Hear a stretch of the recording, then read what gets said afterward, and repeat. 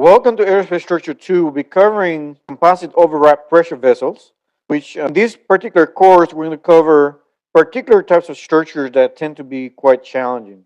Composite overwrap pressure vessels is one of them. Another one is bellows, for example, sandwich structures, certain types of structures that tend to give problems. And so composite overwrap pressure vessels is a very advanced technology that's complicated and is used extensively in all kinds of industry, including automotive, natural gas vehicles, for example, is used in aircraft, is used in launch vehicles, spacecraft, and many other applications across the world. And so it's a technology that's quite leveraged. Let's first try to introduce you to a paper that I suggest for you to read. The paper was written in 2011 by Pat Scott Forth and Lori Grimes Ledesma, who are considered experts in the arena. It's a NASA SP 2011 document that I really suggest that you go through and read, and it will be part of the reading as well. So you're kind of forced to go through that. A composite overwrap pressure vessel is a technology that has been developed for many years. It's not new technology, but it presents challenging aspects in terms of design verification and test verification. However, as this technology achieves more and more maturity, this technology is becoming a little bit easier and easier to size early and close the design at the end. And it works really well. The use of composites is quite extensive. In the 1960s, there's, that's Apollo, right? Pre-composites. But 1970s, you start to have some composite pressure vessels. The composite wing leading edge was composites. 1990s, you looking at International Space Station incorporating composite pressure vessels. Today, the Orion has composite pressure vessels. The SLS system has composite pressure vessels. Almost everything now has composite pressure vessels, which is a quite significant achievement because composites can reduce weight. They can reduce, they may be costly, but they can also reduce weight, is the idea here. And you can tailor them to give the best performance you want for any given application. So what is a composite overwrap pressure vessel? What is it? So this course is not a composites course. I teach a different composites course, and you can watch the content in my YouTube channel and or take a course in person with me. Regardless, a composite structure is one, and it's not defined here, but composite structure is a composite material uses two or more constituents that have different microstructure. For example, one of the constituents will be fiber, and the other constituent will be a matrix material and a binder typically. In this fiber matrix system, the fiber provides the reinforcements to the matrix, kind of like reinforced concrete. In a reinforced concrete, you have these bars going through the concrete. Those bars are taking the axial loads, while the resin is taking other types of loads, more to keep the fibers in place, if you will, or the reinforcements in place. That is the goal of the matrix here. The matrix gives it the shape that you see. Like without the matrix, I will not be able to shape into cylinder. Secondly, the matrix provides the binding so that it can transfer loading from one fiber to adjacent fiber. So it's acting as a conglomerate of material that provides cohesiveness on how the structure efficiently takes these loads. The composite tends to be of a fiber system such as carbon, doesn't have to be, but it can be. And the resin can be like an epoxy as an example. In the case of a composite overwrap pressure vessel, the fibers typically tend to take most of the load. And I'll show you later that most of the analysis even ignores the effects of the resin because the fibers take most of the load. The fibers are usually wrapped around a cylinder. And we're going to be using a technology called the filament winding composites. We're going to be winding a composite structure. That's the idea there. And as we wind it, we're forming this COPV. That's the idea behind this. And the fibers will run from one boss to another. So this one boss, one polar boss, to the other side. And these fibers could also stop at the tangent point. So for example, here, you can see that this is a cylinder portion and this is a dome portion. So what I'm calling tangent is the location where the cylindrical section ends, and then you have this dome section start. Well, you could have fibers that run up to this point and stop, for example. That can happen. But a lot of the helical angles, a lot of the ply angles that are not at 90 degrees can run from one boss to another, for example. A metallic liner is typically used in COPV as a fluid permeation barrier. There are liners that are used also that are not metallic. So non-metallic liners do exist. The purpose of this liner, so if you look at a composite structure is a matrix material that's embedded within the fiber, right? And so that matrix material tends to be porous, usually. And so if I pressurize that matrix composite material that's fiber reinforced, say up to 5,000, 10,000 psi, that amount of pressure is going to cause leakage through the wall because the matrix composite tends to be, quite porous. As a consequence, the idea there then with composite overwrapped pressure vessels is to provide a liner, something like a metallic liner that provides a barrier so the leakage cannot occur through the wall. That's the idea. It's a fluid permeation barrier. But it doesn't have to be metallic liner, is what I'm saying. It could be non-metallic. That exists also. These fluid retention barriers work really well. These liners serve to maintain acceptable leak rates, and it doesn't affect the fluid purity at all. You don't want a fluid, you don't want a material for the liner that has chemical compatibility issues with the fluid you're working with. Secondly, you don't want to have a situation where you're adding impurity to the fluid, which could be a problem for this propulsion system. Okay, so yeah, you can see here that it's a very interesting idea. It's not, mind bending or anything, but again, the composite overall pressure vessel, the goal of that outside exterior, the composite itself, the goal of that is to take the high pressure loads, while the inner liner is there to be a barrier for you. And again, like I said, COPVs are used extensively across all applications, even Department of Transportation applications. The composite overall pressure vessels have a significant weight advantage over all metal vessels. That's the bottom line. But as compared to all metal vessels, COPVs do require unique design, manufacturing, and test requirements, and we'll be covering some of that today. Okay, we'll be covering some of that today. Okay, so what we're really talking about here is COPVs, which are used in extensive applications, and the purpose of them is to store fluid at high pressure to be used in a propulsion system. That is the purpose. And so you may design the port size, for example, for particular flow rates, as an example. That could drive that design. The bottle size depends on how much fluid you want to store. You can store fluid using 10 of those, or you can design it using a large one that encompasses 10 of those. You have to look at the trades and what's best for you for your particular application, right? Yeah, so with that said, I want to play a short video. So let's look at a video of the manufacturing of a composite overall pressure vessel, see how that.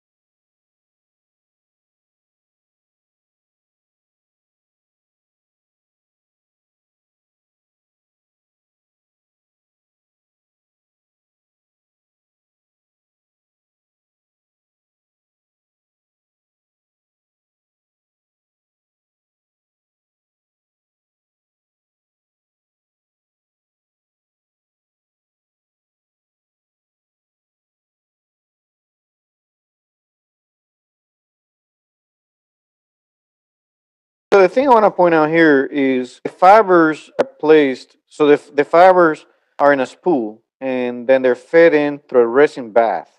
the matrix material basically, which is fluid.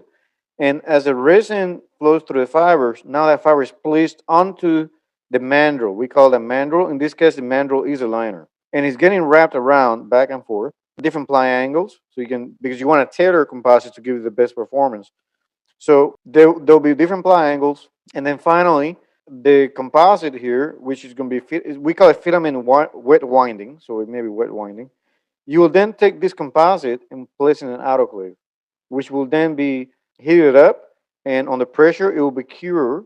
It will cure to form the polymeric links within the resin.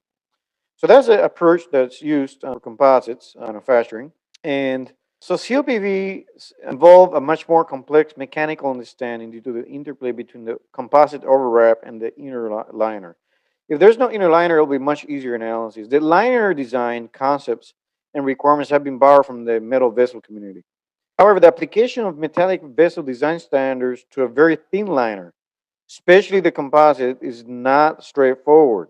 Okay, because what you have here, this liner material is very thin, extremely thin. And so, as a consequence, it makes this very complex.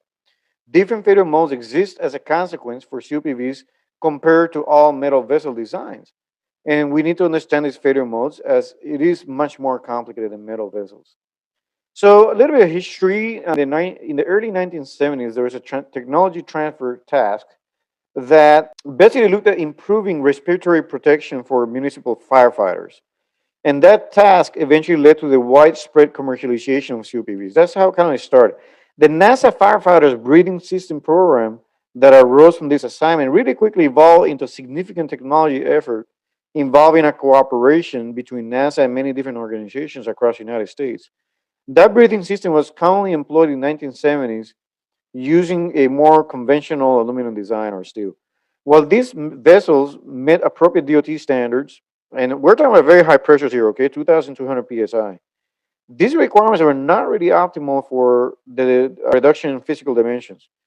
To achieve a reduction, and to improve the system, the air storage was in the 4,500 psi range. So more on the COPV history, to some extent, the success of the 1970s that we had on the COPVs, of these firefighter COPVs, really kind of helped a lot to space programs, because we then had the use of Kevlar COPVs for the storage of large quantity of high pressure helium and nitrogen.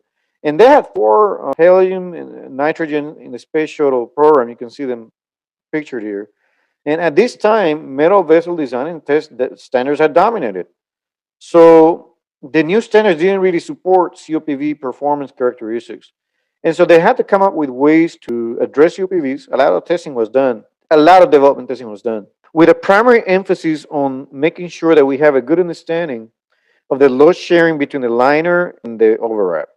And which is, overwrap is really, let me make sure it's understood. Let me ask this question. The question is, what takes more load, the liner or the overwrap in this design? So the answer to that again is that the fibers take most of the load. Liner is there to protect it. So, but you still have some load going into the liner because it's not, trivial. So you have to really address it. So the COPV design requires an analysis of the liner, fiber overwrap, and the interaction of the two.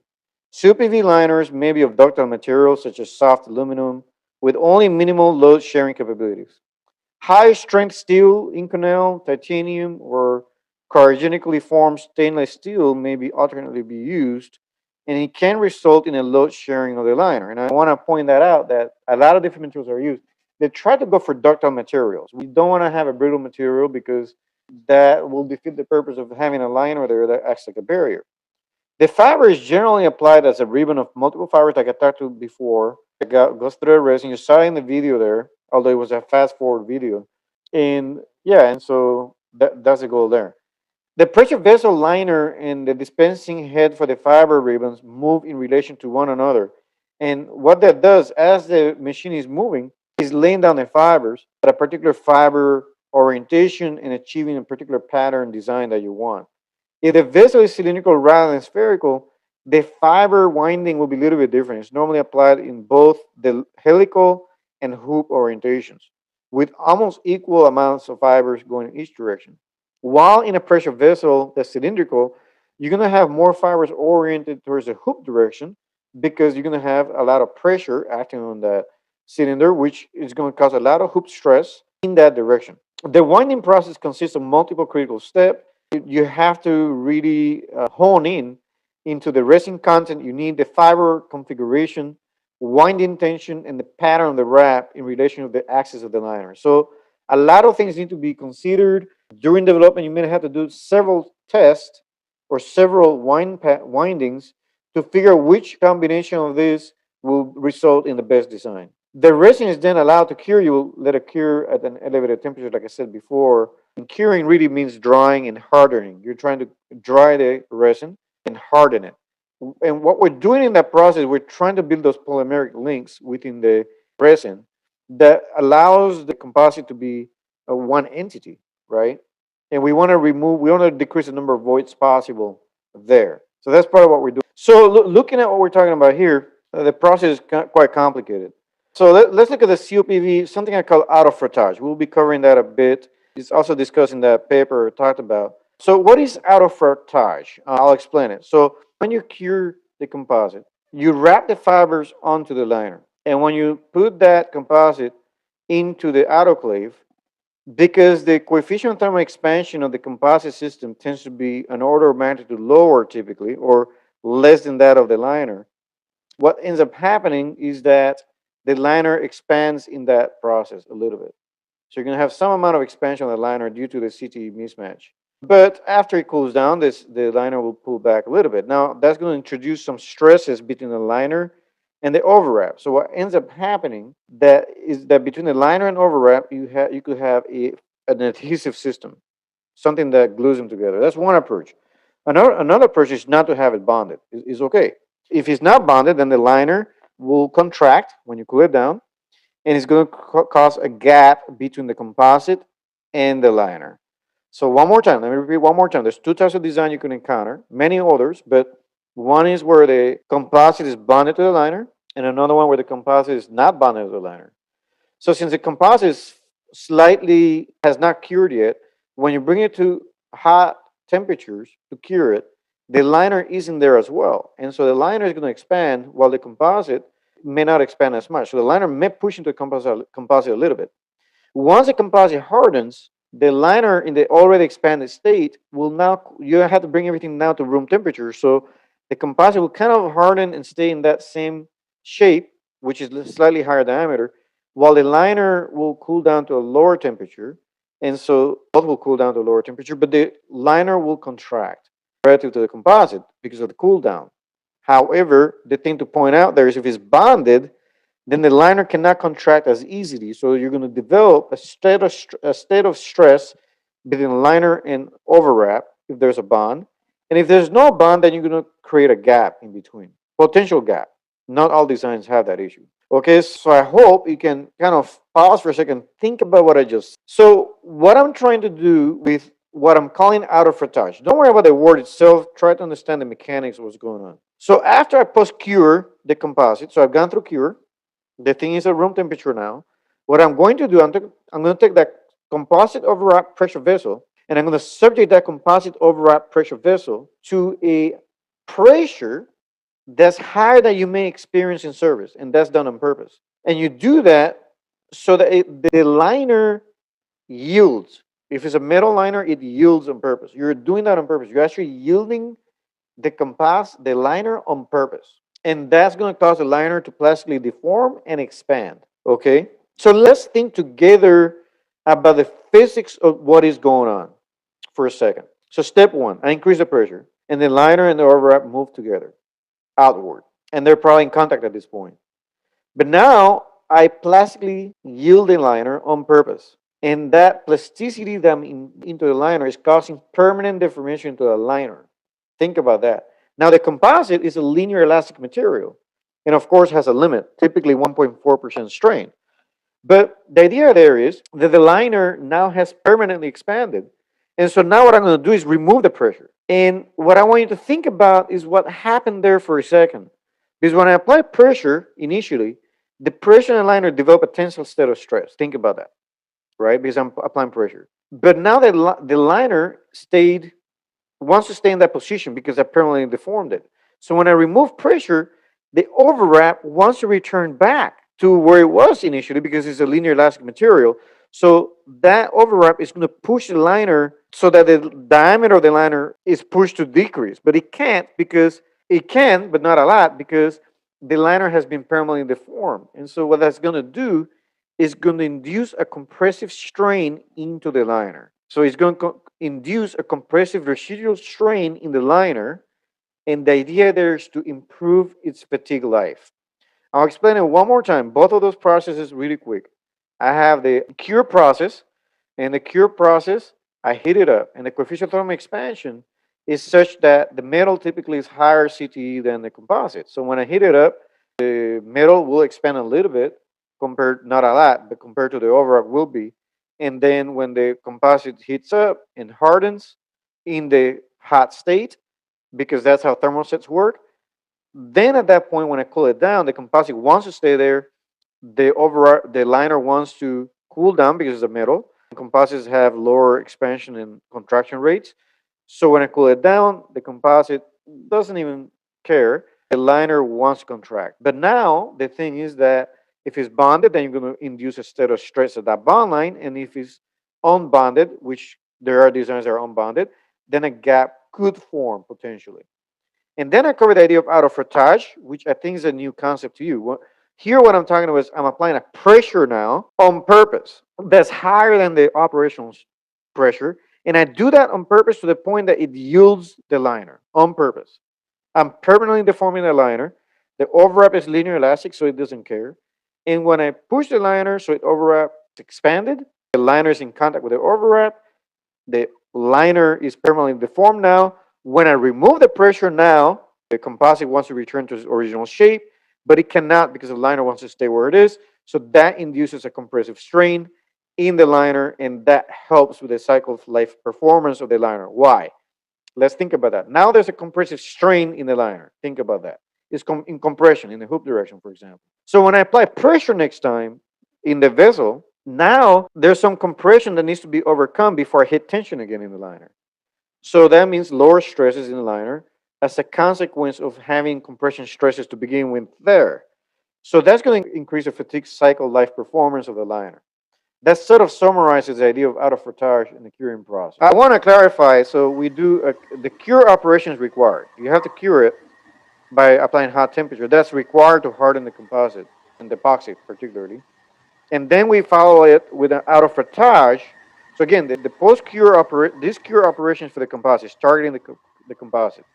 The auto frottage is targeting the liner. It has a specific purpose, and that purpose is to increase the cycle life performance by inducing a compressive set of stress in the liner. And pictorially here, we're showing what's going on with the CPV, what's happening with the composite and the liner. But basically, already discussed what's going on verbally. The composite behavior is linear, so it just goes up and down. No problem there. It's linear, so it's going to go, to a out of frottage level and then come back, right, linearly. But this one here is different. The liner stress is going to go into compression after out of frottage. And that's the key there. And the next time you cycle it, is going to have less stress as if you had not done the out of frottage. So it's a little trick. It's kind of weird. A lot of applications, structural applications, you try to prevent yielding. Here, you're doing it on purpose, which is mind-bending. So what are the composite failure modes you could have? So one of them is basically overpressurization. One possibility is that the fibers break off and the whole thing blows apart. And mostly because the fibers were not designed properly to take the load, and so the fibers will break. Fatigue failure of the metallic liner is an issue that can happen, and that's why you're trying to create the auto frottage. The fatigue failure mode of the metallic liner is mitigated by inspection and testing typically. You do non-destructive inspection of the liner by the manufacturer, so you want to do an NDE to ensure that critical fly sizes are adequately screened. The COPV design may be then pressurized, cycle tested during qualification, and I'll show you some of that later, to a factor significantly greater than the design life to ensure an adequate margin on design cycle life. The burst test, the burst thing I talked about here in the first one, ways you can prevent is really getting a good material allowable. You also want to do, after you build one of these things and you go through auto frottage, you want to do a proof cycle. What is a proof cycle? So say that the pressure in flight is 5,000 psi. or 10,000 psi for that matter. You will then proof test it. What that means is I'll apply a pressure into the COPV that's greater than 10,000. And the purpose of that is to exercise those fibers beyond the flight conditions to make sure that the workmanship of that COPV is good enough. The external pressurization source must also be controlled to prevent accidental excessive pressurization. So you have to make sure it's a good test and everything is good. The bursts resulting from metallic liner composite damage, failure of the composite can be mitigated, and it can be mitigated by doing a lot of damage tolerance testing, visual inspection. We'll be covering damage tolerance later in this course. Surface damage. Composite materials are sensitive to surface damage and things like that. So you have to really pay attention to those. And if you have any amount of impact damage, you could have some subsurface damage. What I mean with subsurface damage is that visually in the outside you don't see any damage, but beneath the surface, the liner could have buckled, or beneath the surface where you cannot see anything, perhaps some fibers beneath or the delaminations are formed, something has happened. You also have the idea of stress rupture, where if you have, say you have a COPV that's subject to 10 years of pressure consecutively, well, obviously, you're going to have some amount of potential for stress rupture. And so that has to be looked at as well, because stress rupture is really a situation where composite experiences a strength reduction due to the fibers being exposed to stress over a period of time. That's why. And so that's something that has been researched quite a bit and looked at. Buckling of the liner can be a possibility. Usually the liner is thin, so this liner is fairly thin compared to the composite. And because I told you already, the liner is under compression because of the out of frottage cycle, you could have a situation where there's a debond, or if it was unbonded on purpose, that the liner could buckle because it's under compression anyway. Another failure mode that people look at is the leak before burst. Liners are designed so that there is a leak before burst.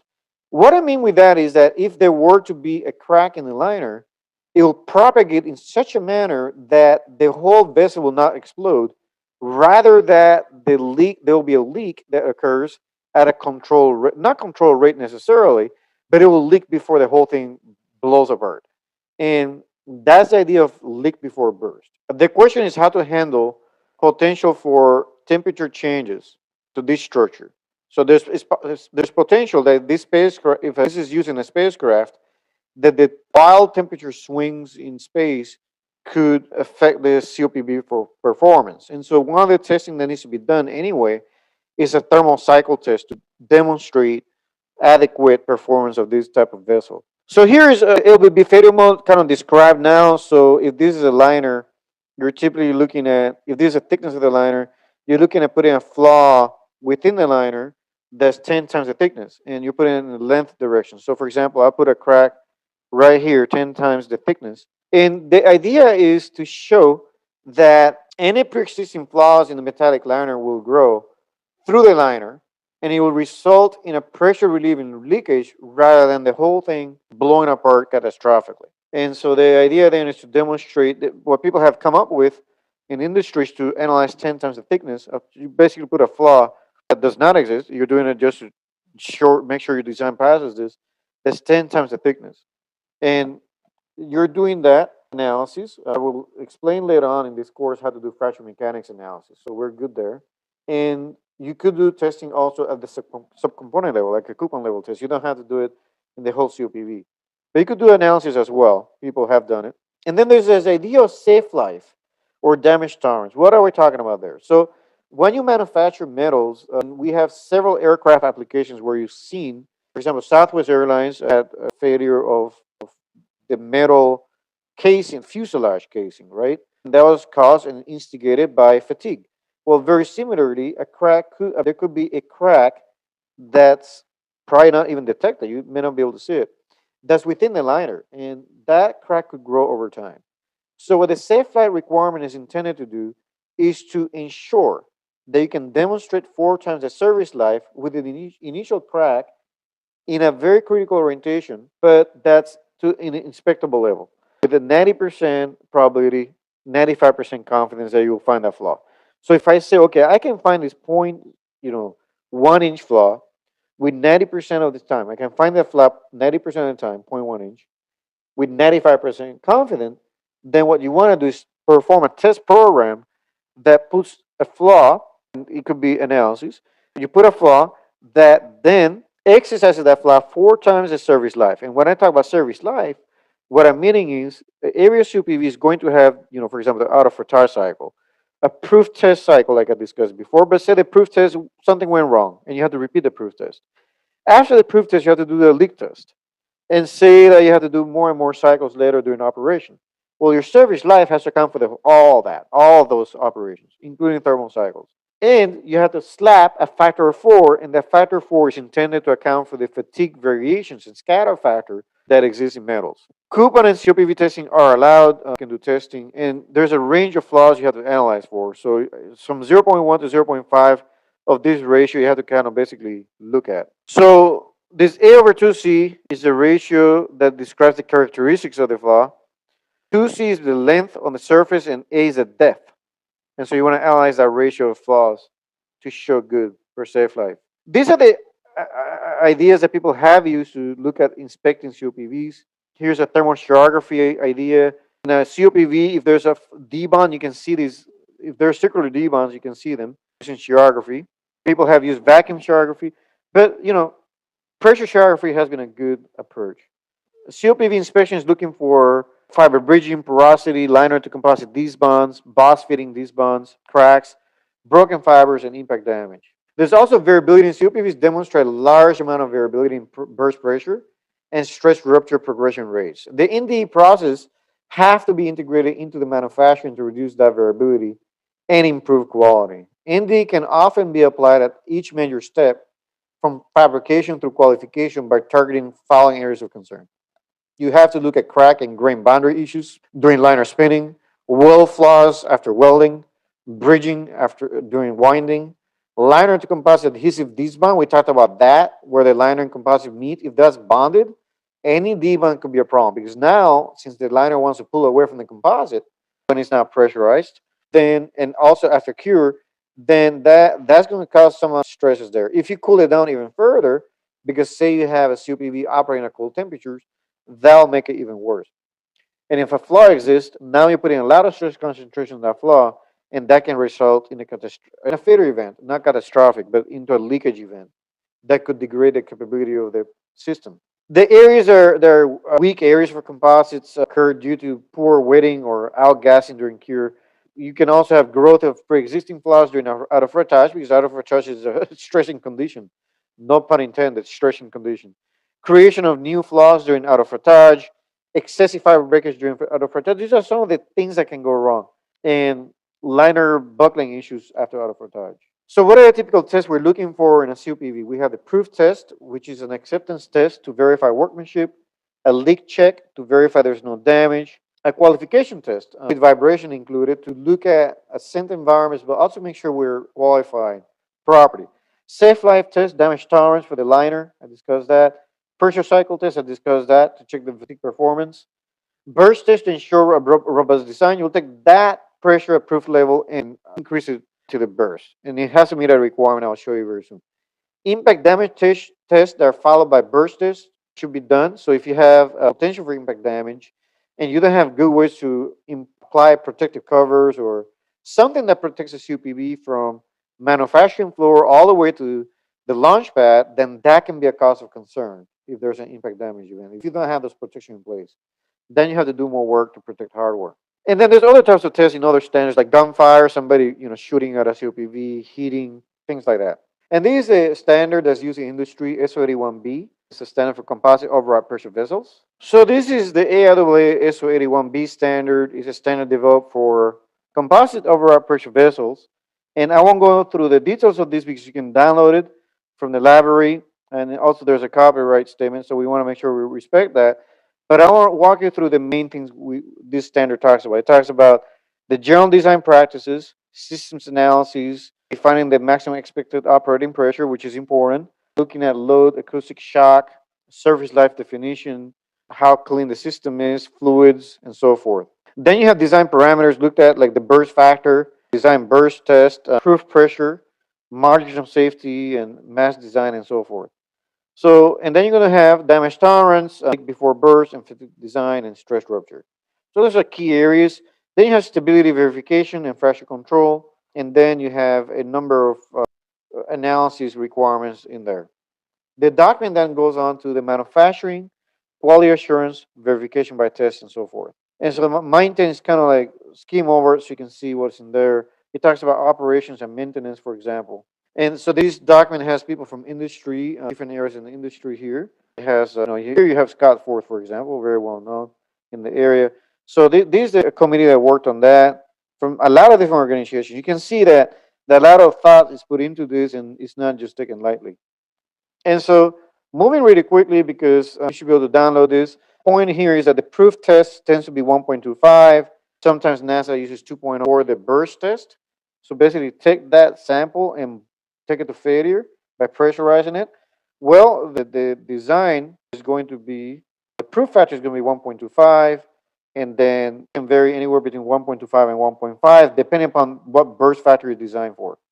So you can design to 1.5 and then use a proof factor 1.25. If you design between 1.5 and 2, use this formula.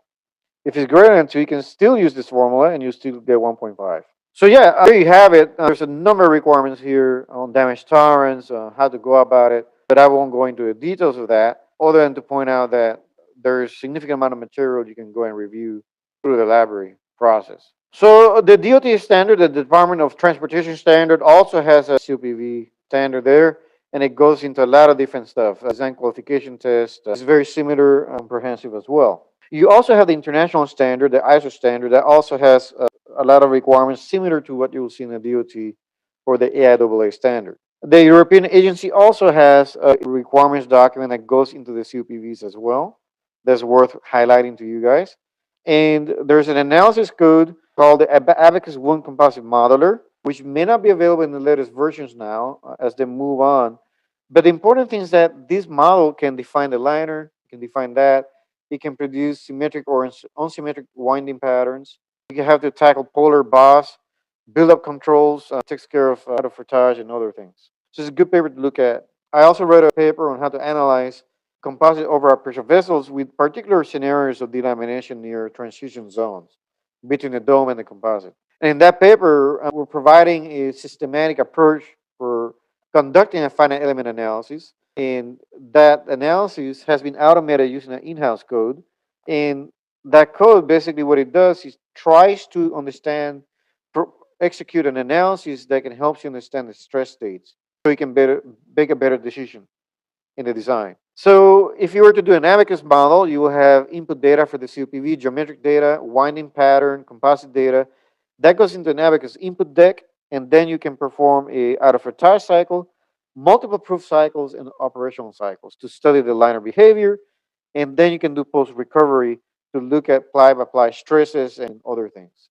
And here's a typical approach. You may use an out-of-retire to 1.3, a proof test to 1.25 subsequently, which will be less stressing than this one because this one pushed the boundaries of the liner.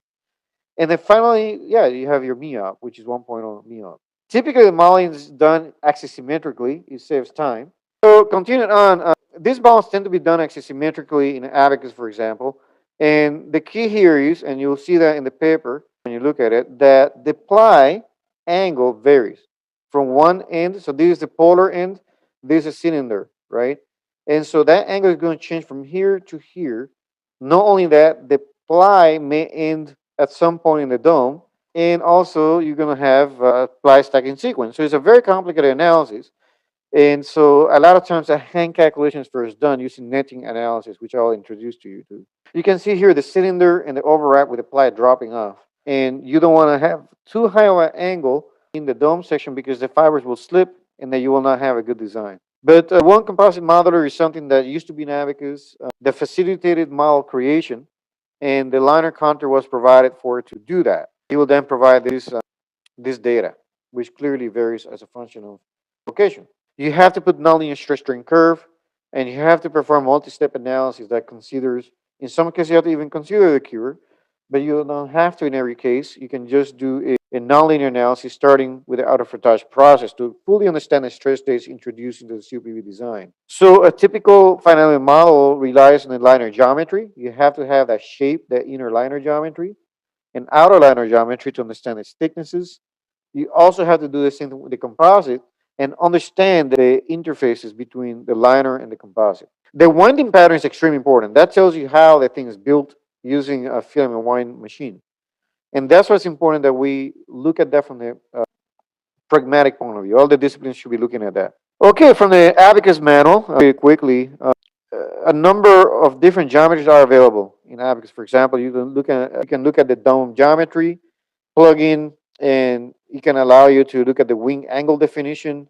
You also have to look at the geodesic dome idea, which is a specifically shaped dome which results in a constant strain state along much of the fiber as it wraps around the dome. Not every dome is geodesic in nature, but it's something to highlight. The manual also discusses some of the things they did with the buildups, the helical layer buildups. Here's another paper that's worth reading that talks about the analysis of potential for titanium liner buckling after proof in a large Kevlar epoxy COPV. So here the fiber is not carbon, is Kevlar because it was needed for impact damage resistant calculation. And this paper goes into a lot of aspects like the Bauschinger effect, talks about yielding, talks about holding the proof at a particular level, and things like that. So I'm going to go ahead and play a couple of videos on this topic by somebody I respect very much, Lori Grimes Ledesma. Enjoy. My name is Lori Grimes Ledesma, and I'm at JPL. I've worked COPV technology off and on for about 18 years. I keep thinking that it's going to be finished up any time now, and in 18 years, there's been quite a bit of work in this area. I've been very surprised by that. Composite overwrapped pressure vessels, or COPVs, have significant advantages over all metal pressure vessels, which we used in the 60s and 70s on all of our launch vehicles and human spaceflight vehicles. And they also have some disadvantages as well. And so the technology really has to be carefully used. There's got to be a lot of oversight and review of pressure vessels, or actually of COPVs, as they are being manufactured and designed. The advantages of COPVs are that you can reduce the mass that's used to store your gases or propellants or any other kind of fluid. So by doing that, you can save up to 50% of the mass over, say, an equivalent all-metal pressure vessel. That leads to significant advantages for overall spacecraft weight, because spacecraft or launch vehicle weight, actually, because usually you need more than one. There's usually multiple pressure vessels. That can add up to a lot of weight. So that's really the advantage of using COPVs over all metal pressure vessels.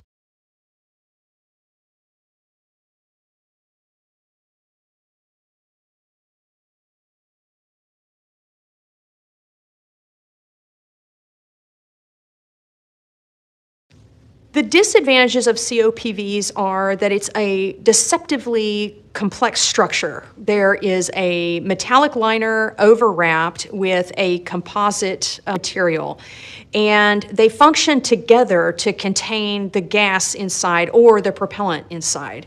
And there are relative loads that go into the liner versus the overwrap. The entire thing must function together, and so the relative contributions of the liner and the overwrap have to be understood really well. And also, all the failure modes associated with each, with both metallic and composite materials, have to be considered in the design. So one of the inherent risks of COPVs is that they are a high energy storage device. And so that can lead to significant risk if it's not handled correctly. So for example, for a pressure vessel that is 1,300 cubic inches with storing, for example, helium or a gas at 9,700 psi, that is equivalent to 3.6 pounds of TNT. That is a significant energy that is being stored, and if it is not appropriately handled, then that can lead to a significant risk for a spacecraft or a launch vehicle.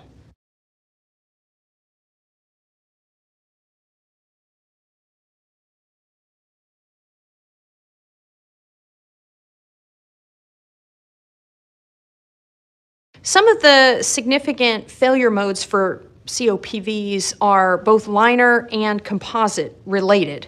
So the liner failure modes that we've actually had failures occur during flight and also during qualification have been things that are associated with fracture control. So those can be things like sustained load crack growth, stress corrosion cracking, cyclic fatigue type crack growth, incompatibility with the fluid that's being stored within the COPV, buckling of the liner. For the composite, there's other failure modes. Those can be in some ways more insidious because it is sometimes you don't get notice and they're very difficult to model. So for example, those could be impact damage that's non-visible. It could be stress rupture failure mode, which can occur regardless of the type of overwrap you're particularly using in your composite. And those are particularly significant for COPVs. So, for example, for the shuttle, when they were doing development and qualification of COPVs that were specifically going to go on the shuttle, they had 9 failures that were both for metallic pressure vessels and also for COPVs. Those were related, and so that's why I mentioned the all-metal version. Those COPVs failed from a lot of things that we deal with now using fracture control. So stress corrosion cracking, weld pores, weld defects, weld cracks, also cyclic fatigue.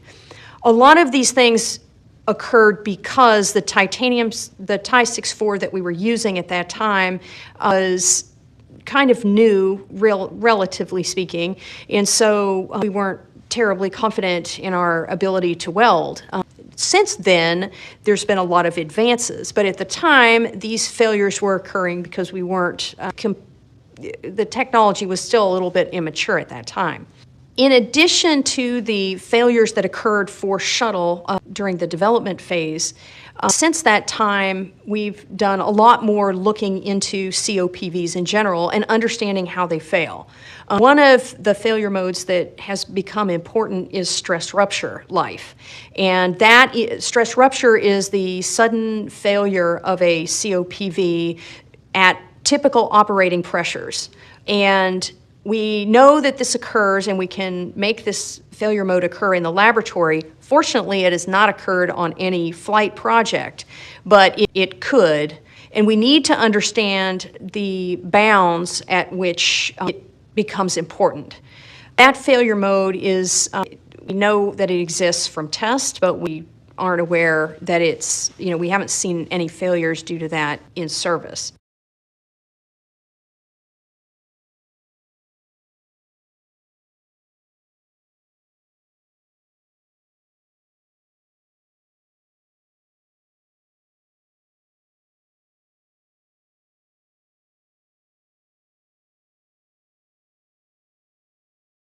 Mitigation for failure modes of COPVs, a lot of that comes out of adequate and careful design and qualification. So a lot of things in the design we have to take into consideration our understanding of exactly how the COPV works. What is the pressure load that's going to be put on the liner and overwrap? Do we understand the relative contributions of the liner and the overwrap? And do we understand all of the different the load environments that COPV is going to see? Making sure that all of that is incorporated into the initial design and analysis phase then supports what we do for qualification testing. Adequate qualification tests for cycle life, for proof test, for autofrottage, for vibration test, making sure that all of those are adequately done, and then providing sufficient oversight to make sure that everybody who is working on and trying to understand the amount of risk that is associated with a particular COPV design understands all of the design and tests that have been done to help prove out that COPV. If during the flight phases there are any changes to the pressure loads or the number of cycles that a COPV is going to see or the amount of time it's going to be under pressure, all of that stuff needs to then be revisited with respect to the design and qualification approach. So in addition to the design details and the testing of the qualification tanks, the manufacturing steps involved at a specific manufacturer will need to be understood, and any deviations from sort of a typical assumed approach for the fabrication of the COPV need to be understood and maybe even incorporated into the design, depending on what how varied it is. In addition to that, another concern for COPVs and a significant risk to the composite is impact damage. And so this is where a COPV gets impacted during either in the factory during manufacturing or during transportation to the facility where it's going to be incorporated into the flight system, or even after it's been incorporated into the flight system, to make sure that there is no possibility of the composite being impacted after it's installed. Mitigation of impact damage to the composite is all done through process control. There is not, that can't be necessarily designed in per se, although you might be able, one option is to test to a particular impact level and say, okay, well, I actually achieved my initial burst capability, but most of the time, process control is put in place just to make sure that the COPV is going to be what is expected. It's going to perform as expected once it's in the flight system. And so things like impact damage control plans and the incorporation of impact damage mitigations into any installation procedures for the flight system, and then anything that could occur to that COPV afterwards, all of those risks should be considered in the damage control plan.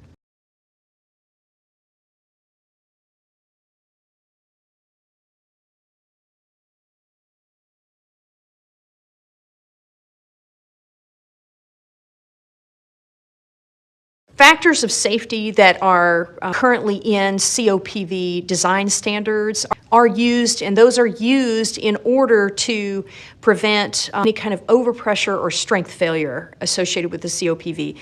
Those failures are extremely rare because the design, you're required to do finite element, and then you're required to prove out the strength of your vessel through a robust qualification approach.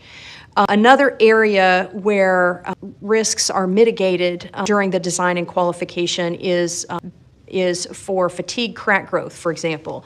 And in that case, COPVs are inspected, the liners are inspected using typically dye-penetrant or X-ray radiography to determine if there are any cracks and to establish an initial crack size. Then that there are either analysis or tests that are conducted to understand whether or not your design or your liner is actually robust to cracks.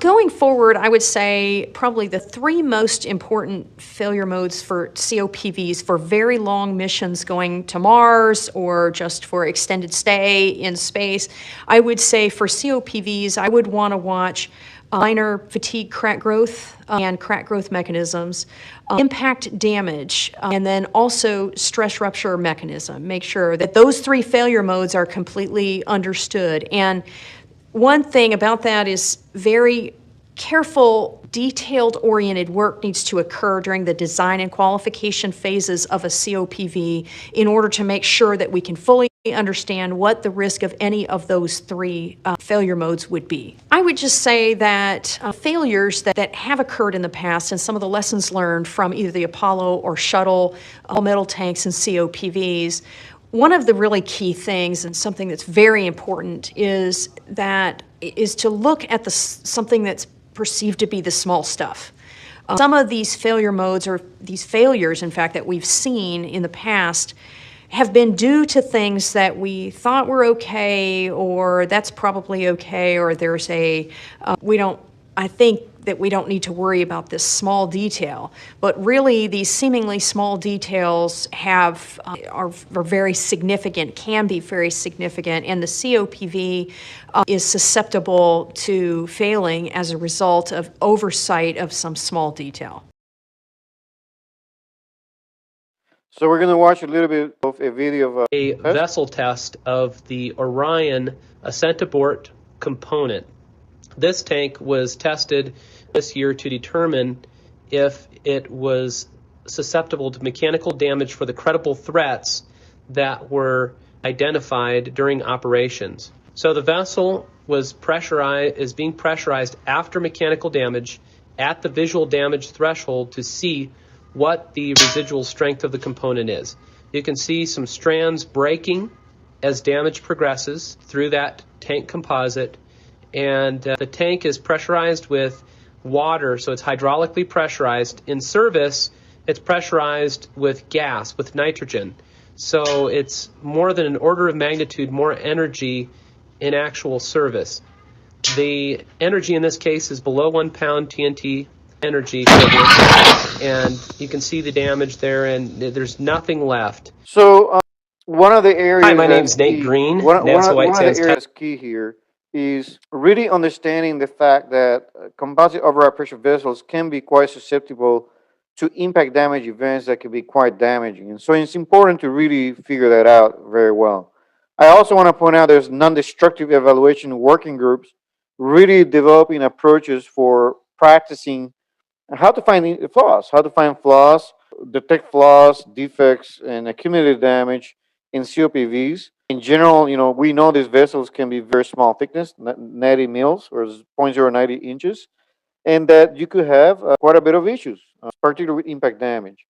And so the idea is to really quantify all the damage threshold, all the damages you could potentially have in your manufacturing facility, and try to incorporate those damages into the test article, and then test it to show that you can survive those loading conditions in practice. If somebody were to drop a tool, for example. There's also standard practice on how to apply geography for COPVs or filament one pressure vessels in aerospace applications. A very good document to look at. I also encourage you to look at hand calculation sizing, how to size pressure vessels using a book such as this one, the Composite Filament Winding Book, as an example. So I'm going to kind of go over very quickly from the books from Peters, 2001, approach that's used to, what are the equations that are used to really analyze basically pressure vessels with composites. And the approach that is really used is called the netting analysis. And it's a really simple process. And the idea is that you can use that netting analysis to predict stresses in the fibers. And what you're doing, you're neglecting the contribution of the resin. And the procedure is quite simple. It's almost based on free body diagram. And the technique is really applying just static equilibrium. You're not looking at anything else. And you're not even looking at flaws. And the idea is that you can size the design using these simple equations. And it's usually used as a first order estimate. And then later on, you can do a finite element analysis that counts for that. If I were to take a pressure vessel and I were to have a radius, and it had a radius R, and it's subjected to internal pressure PI, say as an example, and I had angles at fibers. Fibers are helical fibers at theta, and an angle theta relative to the axis, the COPV. And the allowable fiber stress was sigma F theta. So allowable fiber stress, what I mean with that is that's the maximum stress that I need to design to, or the lowest stress I should design to, like an A base is allowable. And we already covered how to calculate A basis allowable and B basis allowable in the previous course, but I'll refer you to that lecture on how to calculate A basis or any of my composites course YouTube videos as well.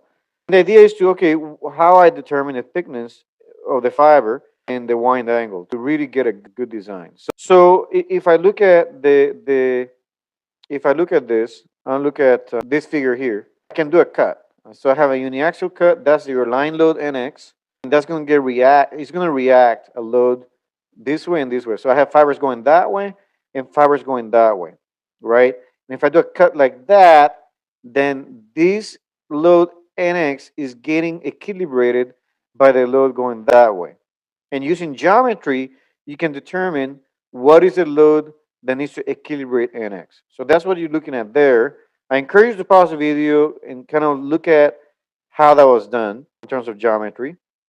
It's very simple, right? This is cosine theta right here, and that's cosine theta. So that should be fairly simple. And so then I can then perform equilibrium, and since I have two of this, then I get a single one of them. So I have the stress, the allowable fiber stress, times the thickness, fiber thickness, times cosine theta squared, cosine squared theta. Okay, so that's what I have. And that is going to be equal to, so the axial force is going to be equal to PIR over 2. Now, you can see here that there's no T. You're used to seeing stress equals PR over 2T. But again, these are a line load, and so therefore there's no T.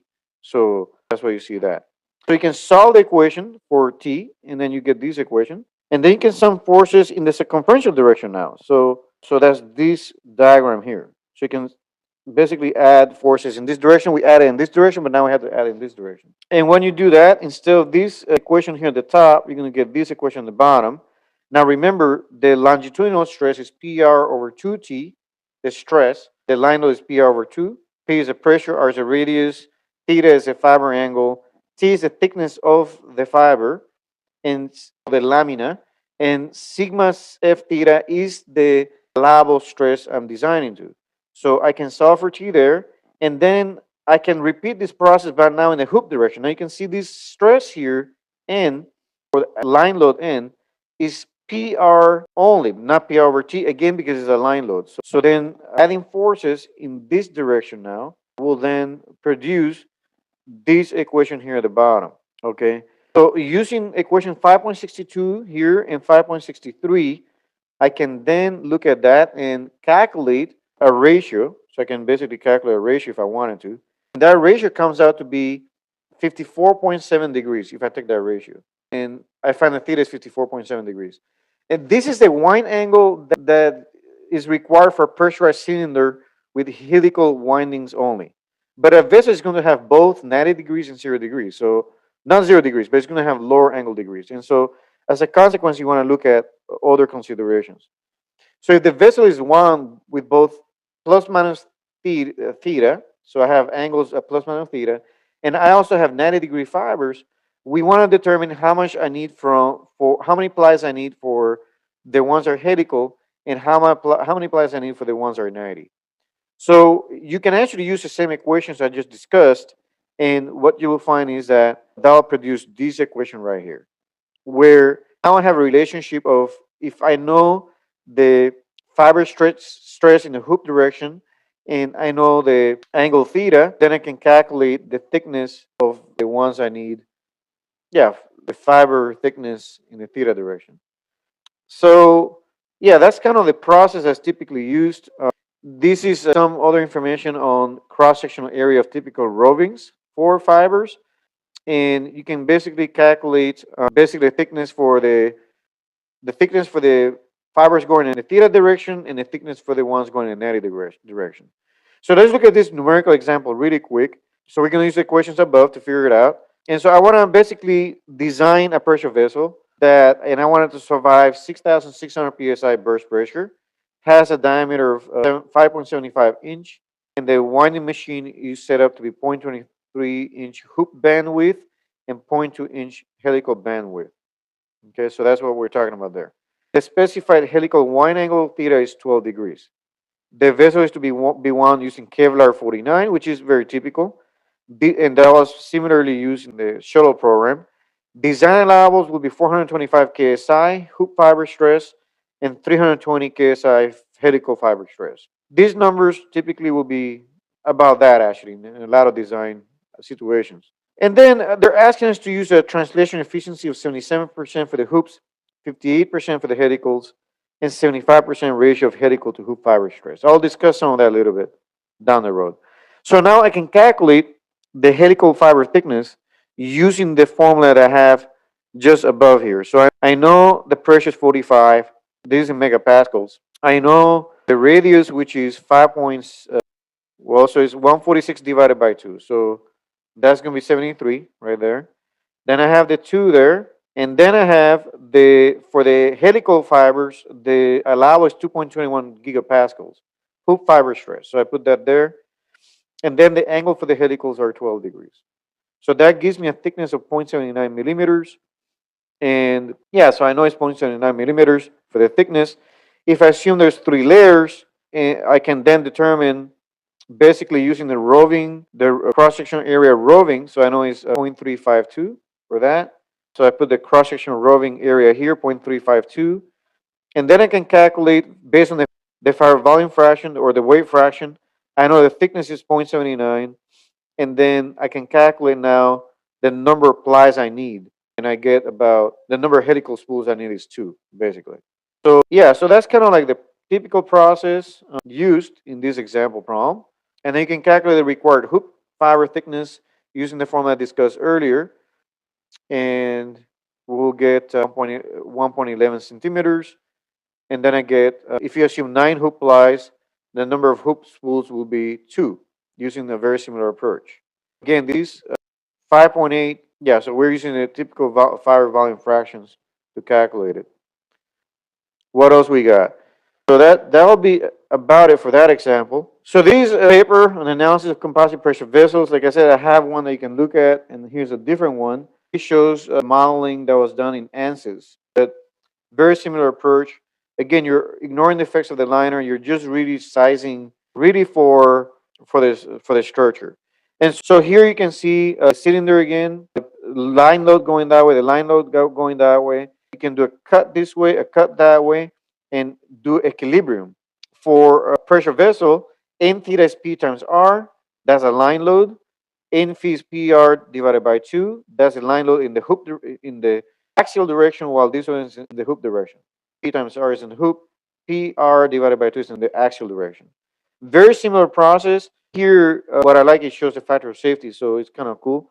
I have the allowable design stress, so I know the ultimate value of this fiber system divided by factor of safety gives me an ultimate strength, and I want to design to that. So I can then calculate the thickness of the helical portion, and I do that with this formula. I plug in the sigma ultimate here. I know alpha, and I know n theta, so I can calculate the thickness. For the 90-degree ones, I use this formula here, right here, and then we can determine using the fiber volume fraction. Typically, the fiber volume fraction will be in the 70% range.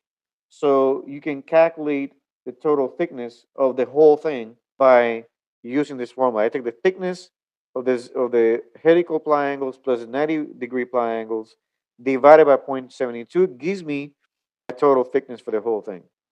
Then I can calculate the number of helicals in the hoop in helical directions using this formula. So I know the thickness divided by 0.72 times t, and I calculated t, so I should be able to calculate the number of hoops and helicals. Okay, and the rest of the paper goes into geodesic contours, which I encourage you to look at more carefully. That's basically how to, and it has even an example here, a very specific design example that walks you through with formulas. I encourage you to pause the video or just look at this carefully. All the information is provided here, the steps that are needed to analyze this. But this is something that you'll encounter, and this was compared to ANSYS, and it did really well. I mean, it was not too bad. The bottom line is that their design tools are used as initial sizing, then you make it more accurately later. I like this book as well. It's called the Composite Filament Winding Book.